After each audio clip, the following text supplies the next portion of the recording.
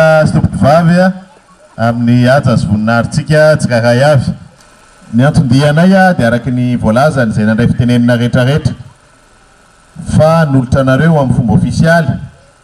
ny fahavitany ty sekoly fanabeazana fototra eto amin'ny commune Mahatsara Atsimo ity. Eny teo ny fahasahiranana rehetrarehetra marina dia marina ny voalazany solotena ny Sisco teo. Tsy misy antony ananganantsika fotodrafitrasa toy izao raha toa ka ny mpanabe ny tsy ao anatiny ary ny mpanabe no antoky no avy ny ty fireneny ity. Fantatro ary isan'ny mampalahelo ny zavatra voalazana ny be ny tanànana ny Sisco teo mikasika ny fampianarana eto amintsika. Mampalahelo iaho satria no avy ny firenena mihitsy no avy ny taranaka mihitsy no matetika voatohitohiny. Tsy misy ray aman-dreny tsy marary amin'ny zanany, tsy misy zany. Ngamba tsisy afaka hitentsika fa samy mba hijery zay asosy atsara ny zanakitsika daholo kanefa ka zany fianarana zany zay mba hahafahan'ny ankizy mba hahafahan'ny taranaka mitovy no lasa tsirambina dia tsirarina zany ary tsy azotsika ekeny. Tsy azo atao fanaovana fitaovana politika ny fampianarana fa tsy azo atao ihany koa ny manao ambany zavatra ny fampianarana io. Ary zay no antony indrindra araky ny voalaza ny filoha lefitra teo mila mitana malaky an'ity tetezamety mba ahafahana manana fitondrana milamina, fitondrana zay miainga marina avy any amin'ny vahoaka ary miankina amin'ny safidim-bahoaka satria efa napetraka ny manara-maso an'izany fifidianana zany ary olona tsy miankina amin'ny fanjakana mba ho zay filohan'ny pirenena, ny filoha an'ny faritra, ny lehibe ny tanàna, ny fokotany sy ny rehetrarehetra ary ny solombavamboaka zay olany eo dia mba zay eritreretintsika menakavy sy tsapantsika menakavy fa mahany olana marina ho an'ny firenena. Satria raha izao no mitohy dia hosahirana etontsika, hosahirana raha olona lovina amin'ny tombotsoan'olo tokana na tombotsoan'olona roa na vondron'olo tokana na vondron'olona roa na telo na efatra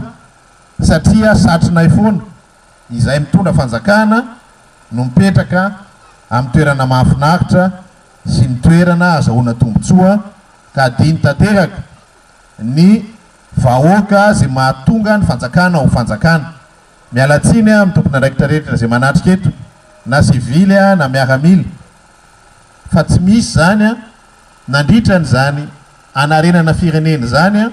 tsy misy milaza tsy ho tompona andraikitra tsika rehetrarehetra fa tsy azo ekena kosa ny fanaovana tsinitsinina no avy nyty firenena ity noho ny ambody isy toerana olona ray na roa na telo fa any Madagasikara, any malagasy Madagasikara ka tsy maintsy tsinjovina zay ho avy ny Madagasikara.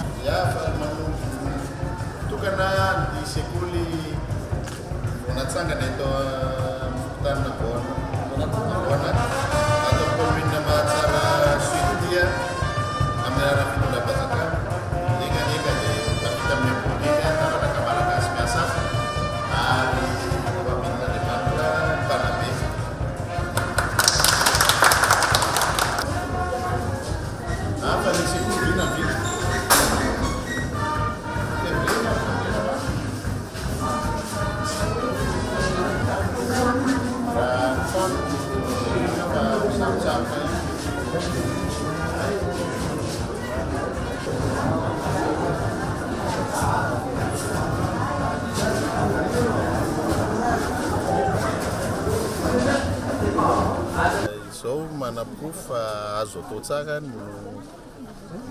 manangana sy manarina firenena ary ny zava-dehibe moa dia fotodrafitrasa simba atao hinan'ny fandalovan'ny rivo-doza ny narenina nananganana vaovao mba ahafahana manana fotodrafitrasa maharitra fampandrosoana ny faritra tsirairay avy fa tsy fotodrafitrasa iveriberenana foana ka hiteraka fahasahiranana ho an'ny firenena indray rehefa ka ny fampianarana raha ny fijeriko manokana dia tokony atao lara-pahamehana marina fa betsaka ny zavatra tokony ho arenina eto amin'ny firenena kanefa ny fampianarana zany dia antoky ny fampandrosoana ary antoky ny filaminana ihany koa amin'ny ankapobeny satria rehefa mahita fianarana ny tanora sy ny ankizy dia tsy manana eritreritra raha miditra ty an-tsekoly izy hiditra amin'ny resaka atao hoe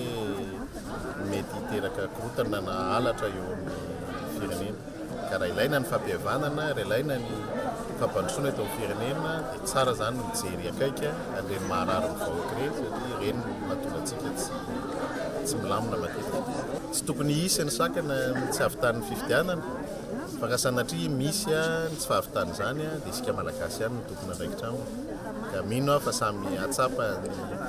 zany hoe fitiavana tanindrazan'izany daholo ny tsirairay aby fa tsy ho atao kabary fotsiny ilay izy ka ilainy fehipetra tokony ho raisiny mba ahafahan'izay fifidianana izay mizotra tsakasan-davany mba ahafahany voaka malagasy mba manana olona voafidy marina araky ny safidiny satria araky ny voalaza teo efa misy zao ny senita izay miandraikitra manokana ny fifidianana ka tsy tokony izy tsony zany ny iahiahy amin'izay tokony ho safidy dia anjaran'ny tsirairay avy no mandray andraikitra mba ahafahan'ny vahoaka misafidy malalaka sy atongavana amin'izay fitondrana lany vahoaka zay